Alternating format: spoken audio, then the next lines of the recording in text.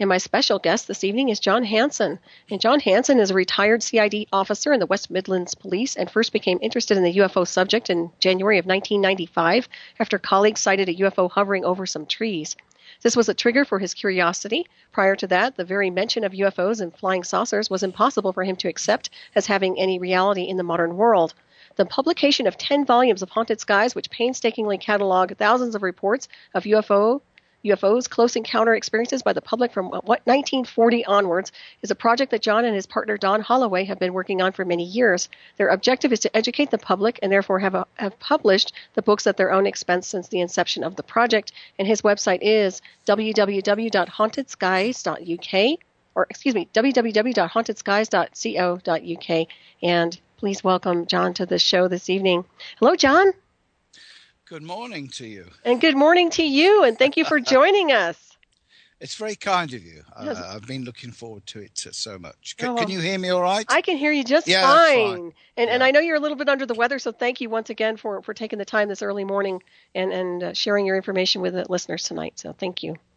Yeah, it's a pleasure to have you on. And I'd like to just kind of dive right into the Haunted Skies and really kind of just give everybody a benchmark insofar as what got you really interested in doing these investigations and researching and actually creating this incredible collection of what I would consider to be an encyclopedia of 100% compiled information based on UFOs in the UK.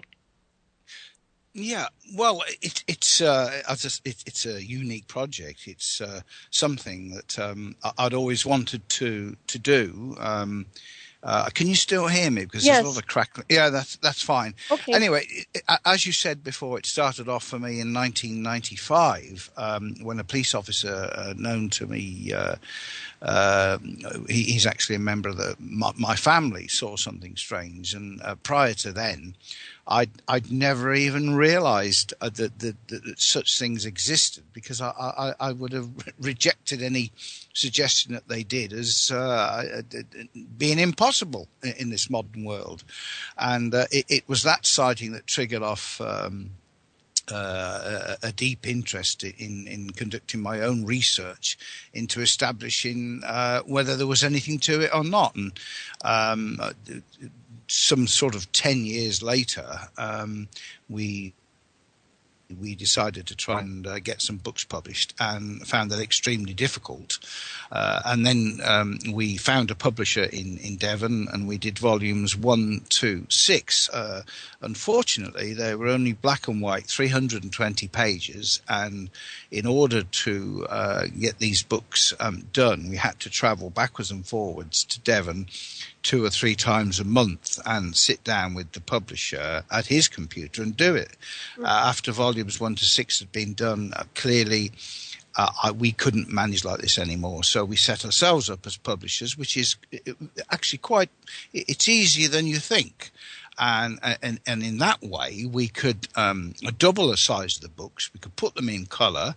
Obviously, we'd reduce our expenses right down to virtually nothing, and get these books done. So at the moment, we're just in the process of completing 2 books. One is volume 11, and that covers, this is incredible, but volume 11 is something like 750 pages and actually only covers 1989 to 1990. Wow. And also 2 retro years, which is 63 and 64. That's Australian, American, British, New Zealand sightings, and they are presented chronologically. So it's time, day, and date. And that is what is obviously we spent so much time putting this all together, but we view it as not only as a legacy, but the fact that even in this day and age, with so many UFO sightings, I don't know what it's like in the States, but over here, people still ridicule the subject. Really? So, oh yeah. People wow. still ridicule us. I mean, that's the way that it works. But we want to provide these books for future generations. So that's what we're doing. And I so appreciate you doing this and taking the time to catalog all this data, because it's extremely significant. And I find it shameful that they're not acknowledging that there is a UFO phenomenon happening. I mean, that just amazes me. I think here on the mainland, people are a little more up to speed insofar as being more calibrated for that type of thing. But yeah, that surprises me over there that they're still kind of doing that. Well, in 2010, when we published Volume 1, we were quite excited, and we thought that the local newspapers they've been helpful, but even that is tailing off. And of course, over here in the libraries, there are no UFO books available at all anymore. But we thought the Nationals would be interested, and we sent some Volume 1 to a number of the Nationals who expressed interest, and they have never ever published anything out since. So, but of course, the Nationals will occasionally publish what I would refer to as unadulterated rubbish on UFO stories and talks about aliens and abductions. And I'm not saying that they don't exist, because they, in all probability, do. But it's the way that it's presented to sensationalize the subject and then bring it into disrepute. So that's how the system works over here, and probably to some degree in the States. Right. Yeah. No, I agree with that the alternative media is up to speed, though, insofar as the UFO phenomenon and things like that happens. I was going to ask you about the title Haunted Skies. Where did you come up with that title? I love that. It's very unique. Well, it just came into my head. These things just come into my head. I love it. I was thinking of a name, and it came in, and what I would like to tell people is that I'm not going to tell you how old I am, but I'm reaching an advanced stage. But I have to get out there. I've always said I've really not got a lot of time for an armchair ufologist. You've got to get out there. You've got to reinvestigate cases. You've got to speak to people. You've got to go out there. You've got to sleep out if you have to. That's the great thing about the subject, that there is so many incidents out there, and so many people who've got some amazing stories, pilots, police officers, members of the public, and they should be recorded. Exactly. And of course, we did touch a little bit on that you are a retired police officer, and you were a detective. And I think, did you say you left in 1994? I did, yes. It doesn't seem so long ago. It just doesn't, because I suppose, we've worked, I've worked 10 or 12 hours a day, which sounds incredible, but I have on this project mainly because of the amount of information, and over the years I've acquired or been given absolute masses of material. And recently a guy called Ron West, that nobody will ever heard of over there, he ran the Essex UFO group in the Colchester area of Essex during the mid-1990s. He's passed away some years ago, but he, as I say, acquired an enormous amount of information documenting sightings of UFOs and encounters, and that was set to be lost. But we've acquired that and gone through it, and everything that he's ever investigated has gone into these books. And you'll see parallels with the triangular UFOs seen over Belgium in the late 1980s. And most of the information that we publish has not been published previously. So, it is awesome. a full-time occupation. And we're also doing, if anybody out there can help us, we're also doing a book to celebrate the 50th anniversary of the Warminster, Wiltshire UFOs going back to the 1970s. And that, again, is going to be quite a big book. But, we love the books. We don't make any money, but we really do like making the books. And I appreciate you making the books. And once again, it's a benchmark of information that is critical insofar as tracking this data, because, it's part of our legacy, like you were saying earlier. So I certainly appreciate that. And if you need to grab water or something, feel free to drink some tea, or I know you're a little under the weather there. I'm just having a drink now. Oh, good. Okay. And I'll just ramble on while you do that. But now these sightings, according to some of the research you've been doing in the investigations, now, does it start in the 1940s, or was it earlier than that? Excuse me. Well, we have some interesting cases from 1914, 1918.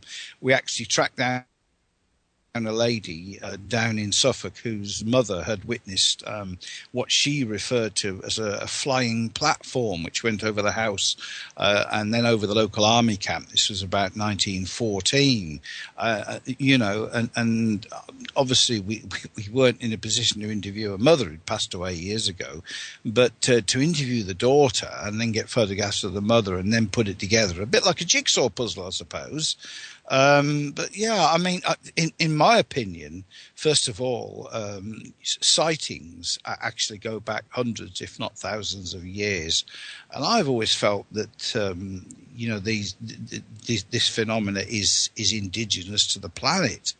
I accept that on occasion, that for want of a better word, extraterrestrials or alien incursions do take place. I mean, why not? Mm-hmm. But most of what we are seeing is indigenous to the planet. Now, of course, you could argue that is it interdimensional, or is it this, or is it that? I mean, I don't know. I really don't know.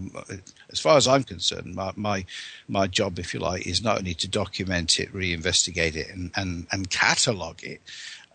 But I those are questions I cannot answer. But what I can say is that nearly all of these sightings and the characteristics of behavior that UFOs show are similar are identical in so many cases.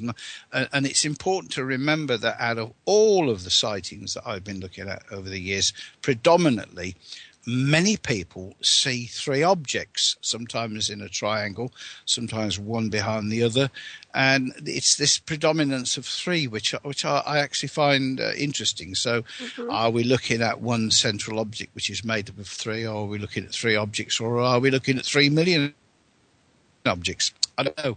I think the people who say they do know, I'm not so sure they really do, but that's just an observation. Yeah, it's very, very interesting. So what is the protocol for a police officer who's contacted by someone who has potentially witnessed a UFO?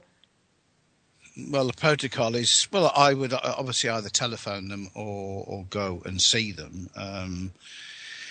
I mean, we've tracked down so many people over the years, and I think one of my greatest pleasures was interviewing a guy called a flight RAF fighter pilot who served in on Spitfires in the Second World War, and he had a sighting in 1954, as indeed there were some spectacular sightings in 1954, 55, 56, but he saw something pretty strange. And of course, over the years, the media have interviewed him many times, but he decided he's had enough of it, because of course if they present his sighting, they will then present we'll have a scientist or an astronomer and they will say that what he saw was Venus or Mars, which is the excuse or the explanation that authority in general gives out quite often for these things. And one of the greatest problems is that we tend to forget. It's human nature. And when I was a policeman back in the 1960s, I had not the slightest inkling that there was, particularly in 1967, when there were waves of activity and people were seeing UFOs, I had not the slightest inkling that these things even existed. So, like most things in life, until you decide to look for yourself and then find out for yourself, it's quite possible that you may never hear of these things. But certainly they exist, and it's not so much a matter of whether they exist or not. Surely it's a matter of where the heck do they come from. Exactly, and that's something right there. And are the police officers pretty confident about communicating? I know in the old days, or maybe not, they were kind of maybe they didn't want to communicate UFO sightings because of possible mockery or whatever. Is that still going on, or are people more receptive to it? Well, I would say that still goes on now, and that that it isn't just police officers, of course. I've applauded the courage of so many people that have reported sightings, knowing that they're going to be the subject of ridicule, which of course goes with the territory with these things. But I don't know when the human race will wake up to this on the planet. I mean, so many people tell me there's a groundswell and there's disclosure and that we're going to know the real truth, but it really hasn't happened yet. Mm-hmm. And of course, during the 1950s and 60s and 70s, and it was always going to happen then, but it never did. So I tend to remain a little pessimistic about whether we are really going to know what this is all about. The only thing is that if we did know what it was all about, perhaps we might not stop. We might stop trying to kill each other and destroy the planet on which we live on. Mm-hmm, exactly. And it makes me wonder, of course, why do you think they're not allowing disclosure, or do you think there's something more insidious behind the scenes connected to the UFOs, that maybe there's a little reverse engineering happening, or what is your impression of that? Well, that's to some degree a difficult question, because when you understand what people like Dr. Edgar Mitchell, who I've met, and mm-hmm. he's like the books, and I've chatted to him. He, like others, believes that there is an extraterrestrial presence on this earth, and that man is influenced by this presence, and in other words, the aliens are already here and live on the planet. I don't know. I'm not sure if I can comprehend that.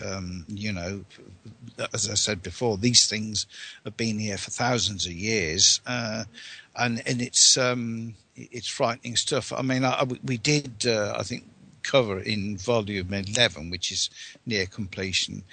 You're probably familiar with the stuff about Bill Cooper. Mm-hmm, right. Yeah. Well, we wrote that up, and without going into it, I have to say that when I began to get interested in this, I listened to the Bill Cooper tapes and thought they were pretty frightening stuff, and not for the faint-hearted. And I don't know, but are they here or aren't they here? Mm-hmm. I can't say, but UFOs exist, and right. we certainly. Sorry. No, I agree with you. Go on. I didn't mean to interrupt you. I was just agreeing. Yeah, no. That's fine. That's fine. Well, it's as if two worlds exist simultaneously, and they both affect each other, even if it's a mirror between worlds, is what I'm seeing. We're interacting to some degree with these things, whether we're just observing them or some people have contactee experiences and things like that. So something's going on here, which I think the veil has to just kind of fall at some point and just allow all this information to come forward. I agree with you, but let's hope that if the veil falls, that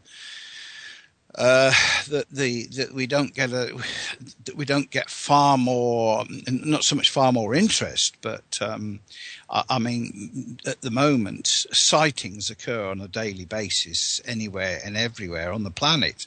But if the veil falls, as one lady once wrote to me and said, what would happen if they came over here in their millions instead of just singly? And I don't know. I don't even know if that concept could exist. I mean, we have so many thousands of reports of strange things seen, not only by motorists but by people that sometimes have had what they see as either the fortune or misfortune to get too close to a UFO. And when you get close to a UFO, some very strange things can happen to you, not only then but afterwards. And a lot of people can report having strange marks on their bodies and other experiences. And I mean, I've seen the marks, I've listened to the people. There's no reason to disbelieve what they're saying, but is this really the result of an alien abduction experience, or is it a camouflage to cover something else? Again, I don't know, but we certainly have quite a number of cases like that, and I can only salute the courage of people that come forward and tell of what they've had to endure, but exactly. Yeah, people aren't ready for abduction experiences really over here. UFOs are okay, but people just don't believe that others have the misfortune to be abducted, if that is the right word, Right. Yeah. And I've interviewed and communicated with a lot of what we call military abductions or MILABs. And I do, I'm well aware that there's something going on. There's something happening where people are being pulled into something. And of course, now my question to you is, with some of these people, you said there were marks on the bodies from some of the interaction with the UFO, even if it was just an anomalous observation. Did they have psychological issues as well, or did they hear any telepathic communication? Oh, undoubtedly. Yeah. Yeah. Yeah. Okay. Yeah, that's quite a regular pattern to stories like that. Wow. I mean, go ahead. So I was going to say, but an area of expertise that I feel a little uncomfortable in, because we don't turn anybody away, but that's not really what we're about. But yeah, I think you've got to be specialised to deal with cases like that, because I've met people who say they're qualified to deal with treating people who've had those horrendous experiences. And to be honest, I tend to view those people as being a little suspicious. I'm sorry, but so it's a field of research that I really. I mean, it's the same with animal mutilations. I've got some good friends that have been involved in investigating those, and I see no reason not to disbelieve that if you like, an alien species does commit these mutilations on animals. But again, it's something that I find disconcerting, to say the least, because if they do it on animals, well, what's stopping them doing it on human beings? Or have they done it on human beings? I don't know. I don't know what you think. No, I agree with you on that one. And also, has cattle mutilations, has that increased over the years in your area? No, okay. Not over here. I mean, I do have a colleague that seems to have disappeared off the face of the earth called Phil Hoyle, and he lives out in the country, out in the Shropshire area. And he, with a guy called David Caton, who's from Cheshire, they've been involved in some research over the years, and these are very professional guys, So, but it's not my cup of tea, if you like. Right. Or it's not my cup of coffee, I should say. Well, I don't blame you on that. And so have the sightings increased over in the UK? Is it over the years, have you noticed an increase, or is it more tapered off a little bit?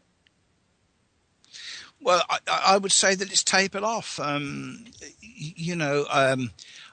know that during the 50s, 60s and 70s and 80s and 90s, there was huge waves of activity. And I have this bizarre, perhaps, theory that all this will start off again in 2050s and 60s and 70s, but unfortunately I won't be here to record it. And you being a young lady might be here in 2050. But I don't think I will. That's for darn sure. But well, we'll at least we'll be on the same plane of existence. That's right. I'll meet you on the other side. There's no doubt. Well, so let me ask you something here. Now, what do you think was significant that happened in the 50s and the 60s and the 70s that would have increased the activity? Anything that comes to mind? Well, some people have suggested the atomic bomb, and who knows if who knows if that can cause weaken the infrastructure and allow the things to come through. But again, I mean, I've looked back into the UFO activity of 200, 300, 400 years ago, and some people would say, well, how on earth could you do that? But astronomers' records don't only contain reports of boleeds or meteorites or fireballs or sky phenomena. They do record similar sightings, and oddly, we're going back to the three again. 3 objects seen in the sky in a triangular pattern, going back to all those years. So I do have a gut feeling that the phenomena was exactly the same then as it was now. But of course, you didn't have communication.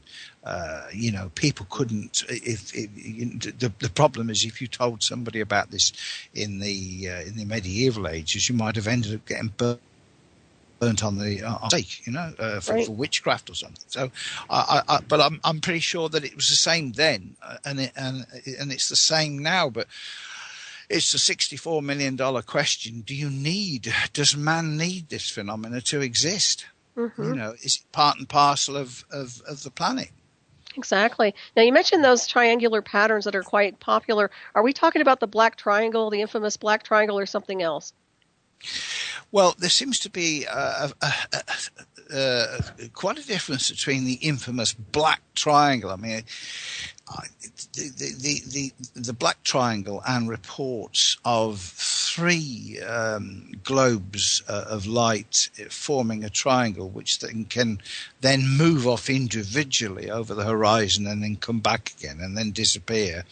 I think there is a difference between that and the infamous black triangles, if you like. But I know in the 1990s, and bearing in mind that I haven't even got up to the 1990s, from 1991 onwards, but in 1994, 1993, there was quite a wave of those things seen over, I think, the Staffordshire and Derbyshire area.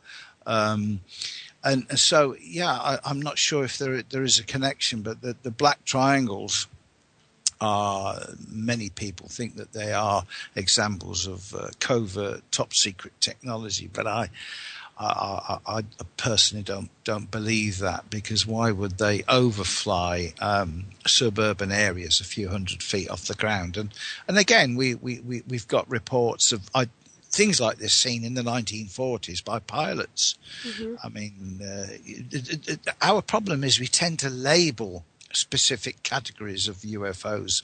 You've got the ghost rockets of 46.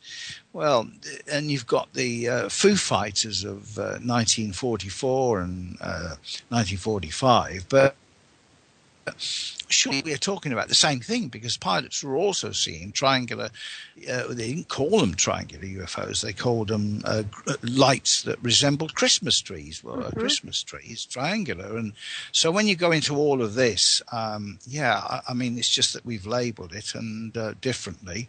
Right, that makes sense. Yeah. But it's it never stops to be fascinating. I mean, I must have listened to thousands of people over the years, but I never cease to be fascinated and enthusiastic about what they've seen, because for most of them, they've never seen it before. Right, exactly. And let me ask you: does this the UFO, when they actually see the UFO, does it come back maybe a year or two later, or do they have multiple sightings after that?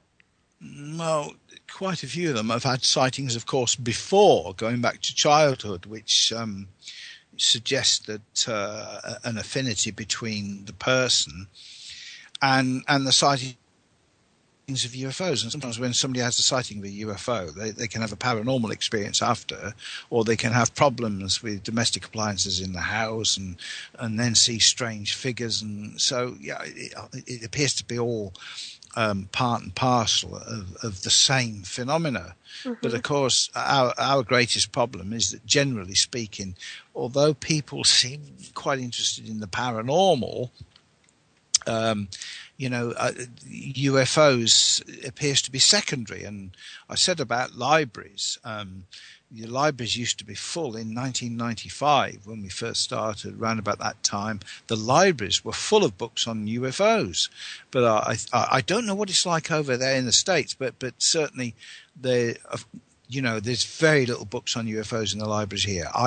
When we did Volume 8, which was the Rendlesham Forest incident, of which we were helped by Colonel Charles Holt, who's now I won't say he's a personal friend, because I've met him a few times, but he's very, very helpful.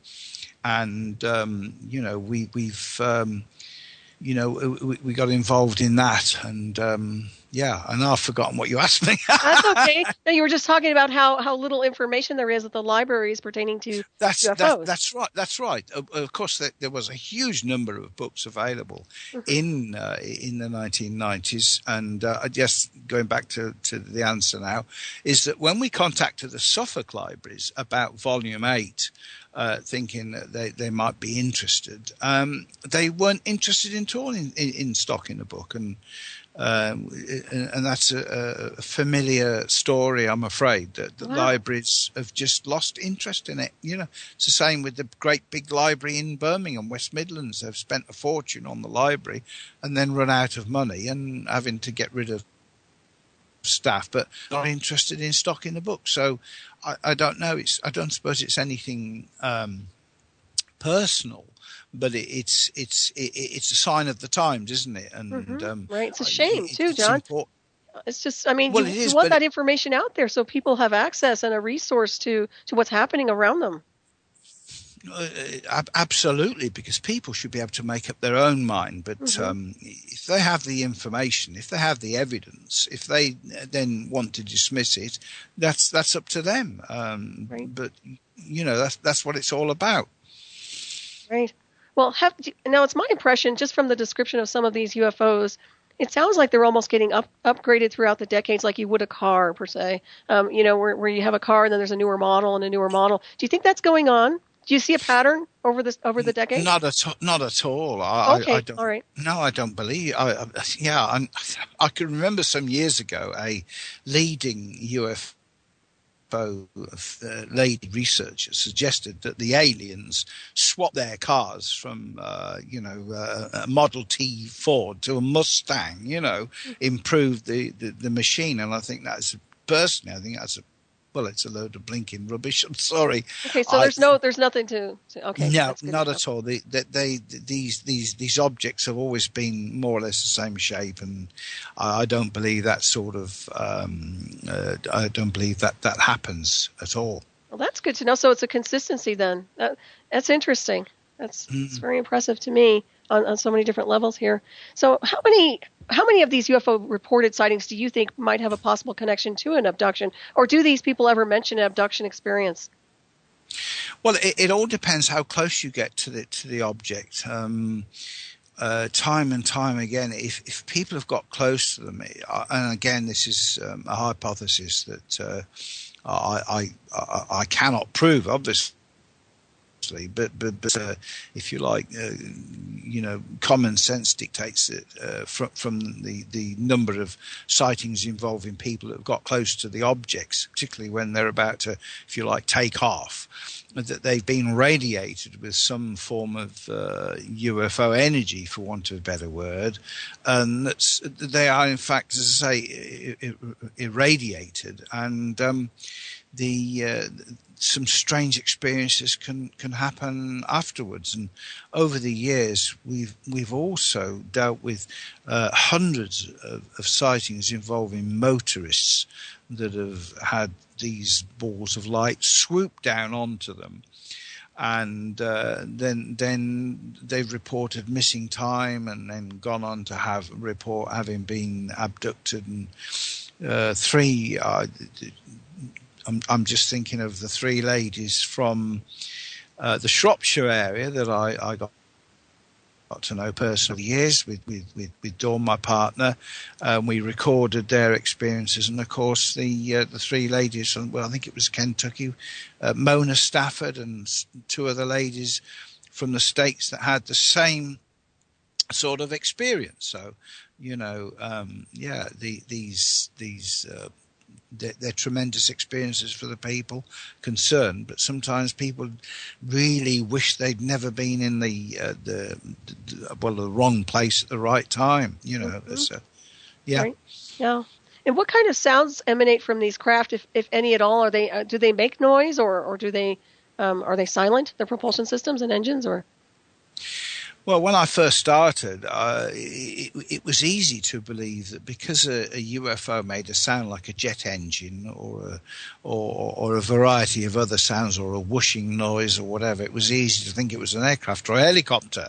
Mm-hmm. But a lot of UFOs course, do make sounds, and you do make whooshing noises, you do make screeching noises or piercing noises, and so a lot of them are quite noisy, and some of them do leave vapor trails. Mm-hmm. Right. What about a frequency, like a high-pitched frequency sound in the ears? Did any of the people who observed the craft ever notice something hitting their ears in a frequency?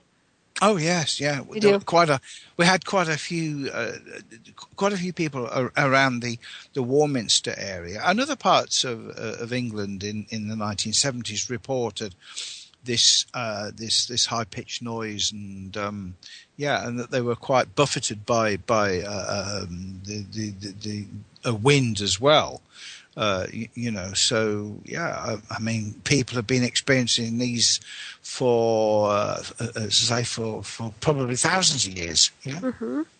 That's fascinating. And it's amazing that now. I'm so glad you're putting this data together. Because, I'm sorry. Oh, can you hear me? Yes, sorry, you just went. That's okay. I noticed that the signal's a little weak here, back and forth, but we'll just work through it if we can. But I just find it very fascinating, this whole information. I'm so glad you're putting this together so people have a benchmark of data. I really appreciate this, and I hope everybody else does too. And of course, your books are available on Amazon.com, right? That's right, or they're available on the www.hauntedskies.co.uk website. Somebody's just very kindly put us up, a guy called Steve Franklin's put us up a website so people can order the books from there. But the main thing with the books is that it's taken us 20 odd years to put these books together, and they are thorough, and so far we've had no criticisms of the books at all. I mean, we're user-friendly. We put our telephone number on the internet. If somebody wants to ring and report something to us, or somebody wants to ring up and say the books are a load of rubbish, feel free. And then I would say, well, feel free to write the books yourself. But we have been thorough, and the main thing is we don't publish these books and write these books for profit. That's not the point. I could have easily not put any colour in the books, and then increase the publisher's profits, but that's not what it's about. And we should also bear in mind that each book costs me £300 to £400 a month to put together, because they're professionally done, typeset by a guy, an ex head of a UFO magazine back in the 70s, a guy called Bob Dibbits. And Bob does, he's an ex-typesetter. So that's the books are done professionally, because I think in this stage, people don't want to read lots of script with a few photos in the middle. They want to see original documents. They want to see original letters. Mm-hmm. They want to see photographs, because that's their entitlement, and that's what we do. Right, and exactly, and it's like an encyclopedia. I mean, this is a great resource manual for information of times past. So once again, you're capturing all this data, and whether people want to digest it or not, I mean, it's right there. I think it's extremely important to have this information, and I hope more people pay attention to your books. I really do, because this is very, very important. And the fact of the matter is, you're very grounded. I mean, coming from your background in law enforcement and detective work, I can tell that I'm sure you're analytical and you know how to profile people. So you pretty much know when people are telling fibs, or they're actually communicating a truthful event pertaining to a UFO, wouldn't you say? I agree. But most of the people we spoke to, the UFO witnesses, if you like, I've never had a problem with them, and the problem I have on occasion is with researchers, which I find some of them a rather strange bunch, for want of a better word. But I just get on with what I'm doing. It's important to us. I mean, we've looked at cases involving objects that have landed, and you probably would never have heard of a lady called Margaret Fry. Well, again, she's a personal friend of mine, as indeed so many people I end up being personal friends with. But Margaret had a spectacular sighting on the 17th of July, 55, near in Kent, London, when one of these objects landed, and we talked about the 3 globes. Well, the object that she saw hovering above the road a few feet had 3 globes in it, which at an early stage in one's research, you would automatically link that to the Adamski flying saucers of the 50s. And but again, of course, that's what Adamski, his so-called flying saucer with the 3 globes set into the base of the object at hemispherical angles from each other. That's what people have been seeing, and that's what Margaret saw. And not only Margaret, because the day before, some school children that we tracked down saw a similar object over the school playground. And then we found a postman that had seen it, and then we also found another guy who had a strange rash on his body, and then a police officer that had seen it. So it just goes on and on and on. And but that's one of probably hundreds of incidents that we have, and they should be recorded because sadly humans pass away, and some of these people have, and undoubtedly, as we all do. But it's important to get it it's important to get it recorded because it is our social history, isn't it? Mm-hmm, absolutely. And it sounds like from what you're describing, some of these UFO sightings are synchronized insofar as being across the board and simultaneously happening, and where people are actually more than one witness sees them in a different location. Is that correct? It is correct, but one of the biggest problems we have with the books now is that, as of course you're on Eastern Standard Time, you're 5 hours before me, and it's gone. Well, it's 10 to 6. But if we present as we are doing a sighting on a specific day, say at 10 a.m., one has to work the time differentials out. Because obviously it wouldn't be the same time Eastern or whatever other time in the world. So there is a problem there. But unfortunately, at the end of the day, the reader of the books would have to do a little bit of homework himself, because if we started putting all the different times with the UFOs on each individual case, it would get confusing for me, as it would be confusing to the reader. So but that is interesting when somebody reports something in the States and an identical object is seen over in England a few hours later. That gives it more. Well, it gives it's more evidence, isn't it? Mm-hmm, absolutely. And how long do these sightings last, or how many minutes would you say? Well, sometimes they can last for a couple of hours. We interviewed. We interviewed a guy called Roger Wiley. Well, Roger was an a retired police officer in the Devon and Cornwall Constabulary, and he had a sighting in October 1967. And in October 67, there was a heavy burst of activity both in the States and in England involving police officers chasing UFOs. And Roger and his colleague called Clifford Waycott, they chased this object along the lanes of Devon for some half an hour or something.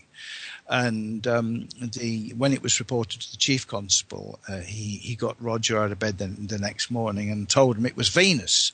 And of course, this is a trait of behaviour common to the UFO phenomena, that when sightings are reported back in the 60s and 70s, it was so easy to turn around and say, you must have seen Venus, or it must have been Mars, or it must have been a flock of geese.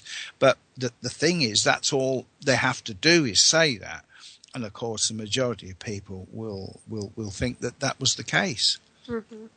Right. That's a shame, too, on so many different levels. Well, who maintains the historical database now besides you and what you've been doing with your information? Is there anybody else who's maintaining a database for UFO activity? Well, the only people we know, have you, do you know of Klaas Van?